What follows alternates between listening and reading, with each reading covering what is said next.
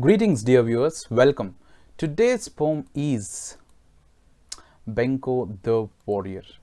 This is a poem about Pal Benko, and I want to talk generally about some professionals in certain field. There are always going to be some professionals in all the fields who are going to inspire people not just with their achievements and the accolades they amass, but also in the way they would have conducted their lives. And Pal Benko firmly falls into that category, majorly because of the obstacles that he faced. First, let us talk about Pal Benko's childhood. When he was growing up in Budapest, Hungary, the situation was very difficult in terms of the basic needs as well.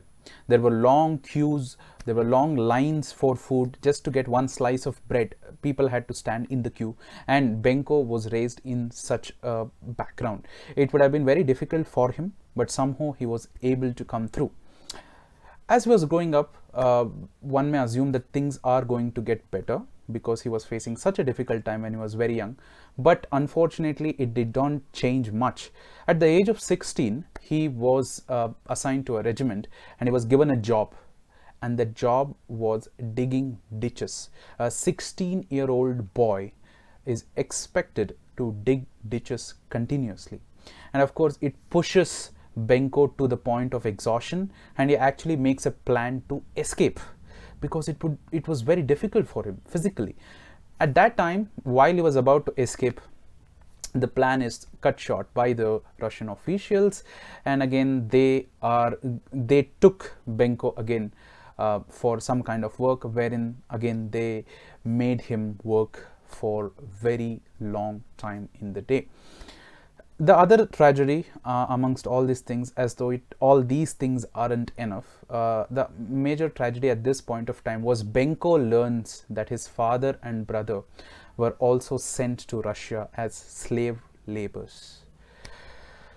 Too much of tragedy, but again, amidst all these things, Benko had some kind of an escape through chess. He was playing chess, he was a very good player, and he participated in strong tournament, and to the surprise of many, he actually won the tournament. And the other interesting thing is about the Hungarian championships that Benko mentions in his book. Benko says that in the Hungarian championships, the money was not so valued and the prize was food, which gives an indication about how tough the times were and how much money was valued. It was not valued very much. Food was given more prominence. Again, it gives an insight into how they were all brought up, how difficult it was even to get their basic needs met. The other thing one has to mention about Benko is how he has contributed to chess history. In 1972, Bobby Fischer became the world champion, and Pal Benko had some role to play in it. Benko was qualified to participate in the 1970 Interzonal tournament, but he gave up his spot to the young Bobby Fischer. And when asked, he told that he felt that Bobby Fischer, even though he was a teenager, had a better chance to go all in the sense he had a better chance to win and somehow snatch the crown from the Russians. And of course, it was a very good move from Benko. Bobby Fischer did qualify and he went on to win the 1972 World Chess Championship as well. The other thing one has to talk about Benko is the Benko Gambit. A lot of chess players are aware of the Benko Gambit, and of course it is because of Pal Benko. He worked really hard with respect to these openings by coming up with good ideas, and that's how the opening bears his name, and it is going to stay for a very long time. It's not seen very much in tournament play by very serious players, but nevertheless it is used here and there as an opening which is used to grab some initiative from the black side. The last thing that I want to talk about is Benko's experience in the prison. When he was in Berlin, Benko planned to move to United States, even though he was from Hungary, and that turned out to be a blunder. Benko was taken to the concentration camp, and it was a very tough 1.5 years that he spent in the prison. Benko recounts as to how difficult it was.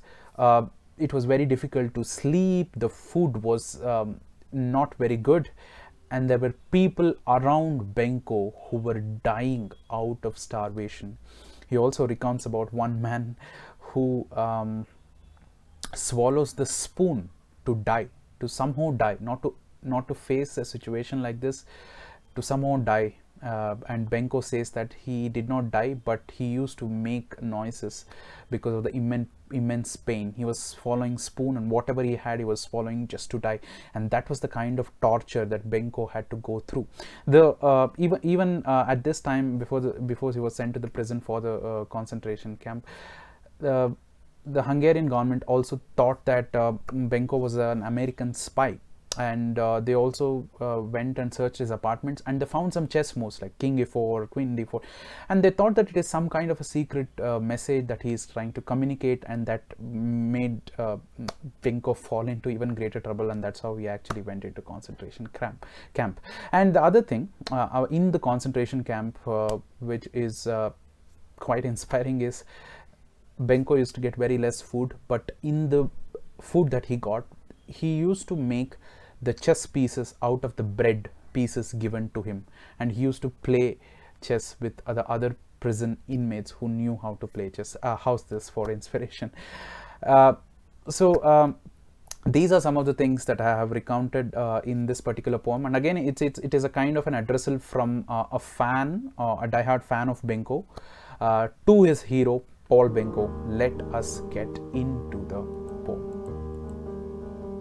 Long lines to get a slice of bread, knowing firmly what it is to be hungry in the capital of Hungary, suffering in the city infested with lice, a life far from nice. Assigned in the regiment at 16, with a brutal routine, digging ditches as a vocation, resulting in unbearable exhaustion. The escape plan cut short by Russian officials, and to add to the unbearable trials, father and brother exported to Russia as slave laborers. At 16, still managing amidst the chaos to embrace chess, playing in a strong tournament, and to everyone's amazement, bagged the first place by effort and grace.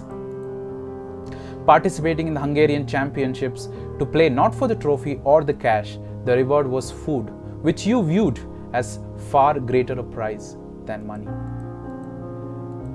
The concentration camp was the toughest test, to witness people returning to dust through starvation and lack of attention, being doomed to eternal stagnation.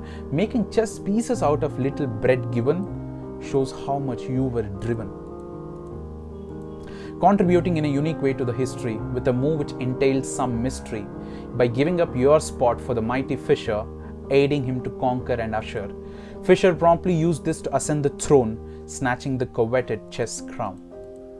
Benko Gambit bears your name, by which you are acquainted to fame, your warrior spirit and the grit to survive, with an astounding ability to thrive, sets an example for people of all spheres, and a lesson in overcoming fears. The full poem along with the explanation is available in the description. Thanks for your time.